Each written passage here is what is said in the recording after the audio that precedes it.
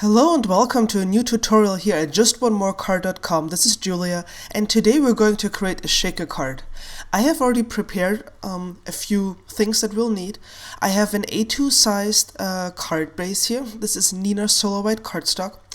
And I've used the smaller one of the Fem Frame dies that come in the basic creative cut set by Mama Elephant.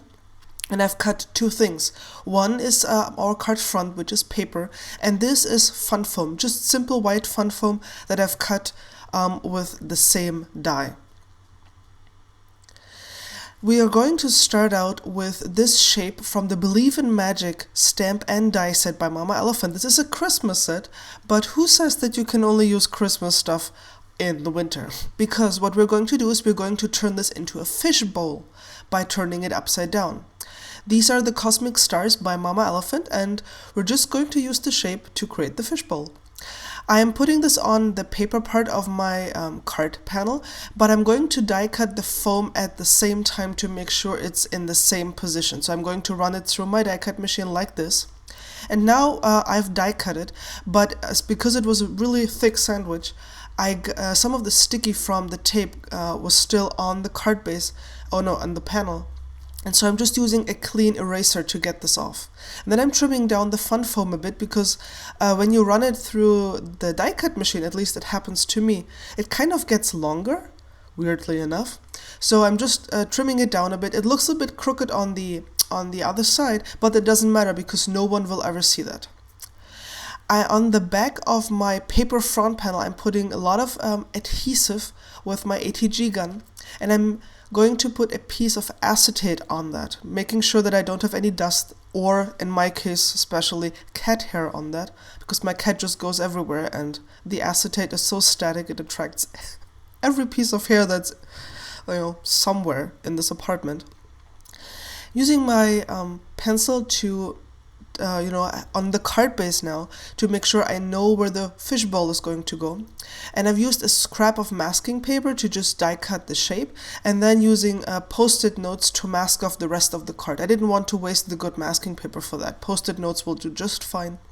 I just needed the basic shape die cut. This is a zebra stamp that I actually got from Jennifer McGuire. She did a giveaway on Instagram a while ago, and I was one of the lucky people who got a really cute package from her. And you might be wondering, why am I using a zebra stamp on a fishbowl card? Because if you turn it sideways, as I did here, you can turn this into waves. At least that was my theory. Putting on my card now with the part where the mask is on the stamp, and you can see how the ink is seeping through the post-it notes. So I'm only pressing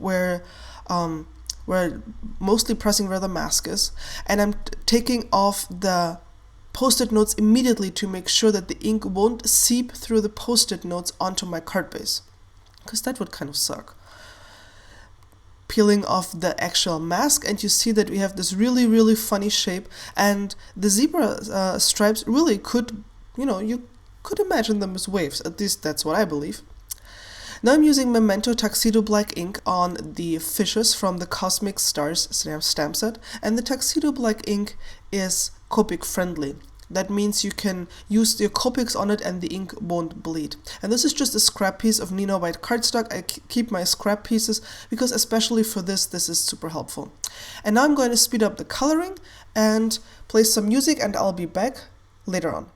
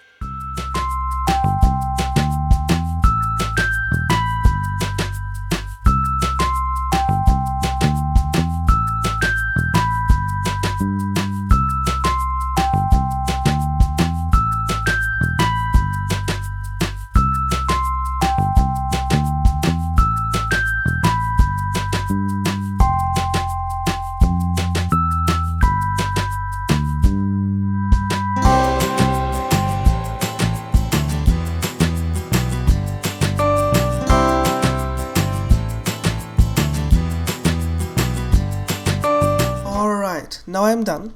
And what I did is now I put some adhesive on the foam part and temporarily adhering my card front to this, because the foam part is crooked but the card base needs to go on the card straight. So I just need it there temporarily to make sure I get this down straight. Using my ATG gun to put lots and lots of adhesive on the foam. I'm going to tilt this a little bit in the light and hopefully you'll be able to see this. So right here you can see there's a lot of foam adhesive there. And now I'm going to put this onto the card, and because I have the card front there adhered temporarily, I can make sure it's all going to be straight. Taking off the card front again, because I still need to fill my little fishbowl here.